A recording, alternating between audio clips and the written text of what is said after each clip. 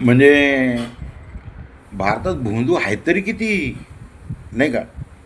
कोणीही जर समजा विचार केला, हे प्रवचन झोडणारे आणि त्यांच्या इथं जाऊन लोक प्रश्न विचारतात, ते वाटेल ती उत्तरं देतात. नाशिकचे भोंदू आणखी वेगळे, बायकांना फशी पाळणारे वेगळे. अरे हाय तरी किती प्रकारचे. म्हणजे भारतामध्ये माणसांपेक्षा भोंदूंची संख्या जास्त आहे का काय? किती भोंदू आहेत तरी किती.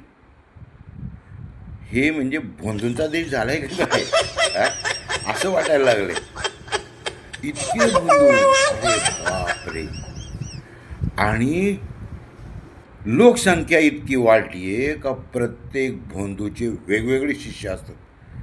म्हणजे प्रत्येकाचे शिष्य, त्यांची क्वालिटी वेगळी, नाही का?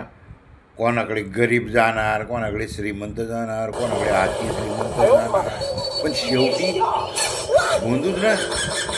किती भोंदू आहेत सांगा? तुमच्या जिल्ह्यात आहेत काय भोंदू? सांगा सांगा सांगा.